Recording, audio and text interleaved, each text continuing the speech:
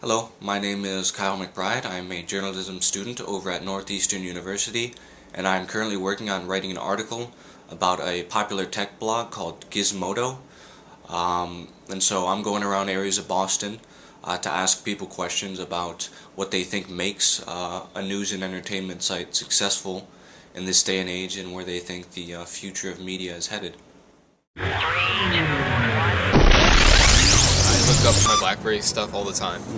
I mean, I love BlackBerries. Are there any particular tech blogs or new media sites in particular that you would use? I'm always on Crackberry. Crackberry? Yeah.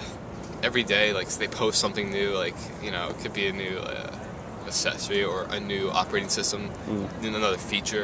They have it split up into, like, what your phone is, too. So, like, for mine, it's a tour. You know, you click on the tour and it shows you all the info related to that phone. I have CNN as my homepage too. CNN.com? Yes. And what is it that attracts you to a site like CNN.com?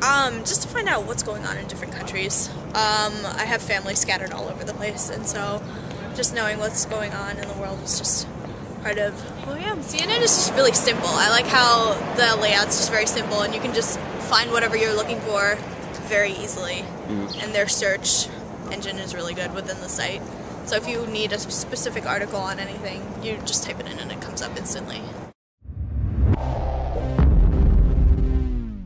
I think Facebook or any other equivalent that becomes popular in the future will pretty much be a staple of modern life. I mean, it'll always be around. And Twitter is going to continue. I don't know if, I'm assuming that'll stay fairly popular as well. I don't think I think a lot of people use that to promote things, and I think that helps, but I don't think it's necessarily going to replace other more traditional ways of getting your media, getting your entertainment, or getting news necessarily. But it's just another avenue to be aware of it, is what I would think.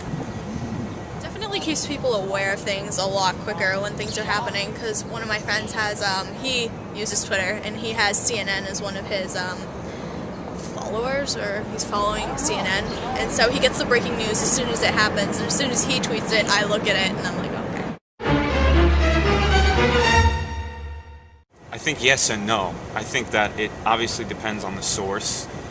If it's like a more established source, I think their articles are still just as in depth.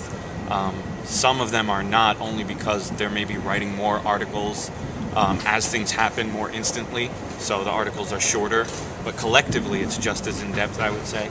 But then it does allow for maybe the person who's reading it not to look at everything or not get the whole source because it's interspersed. But if you're really interested in knowing about a story, I think the internet actually helps you find a lot of different perspectives of the story from different sites. So it's kind of a mixed bag depending on who you are, who you're reading. I feel like a lot of people aren't really aware of what's actually going on. Just because they read a headline, it doesn't mean that they get in the entire story.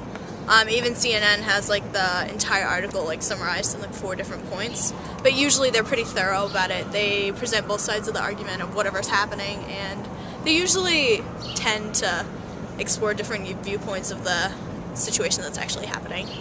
So they're usually pretty good.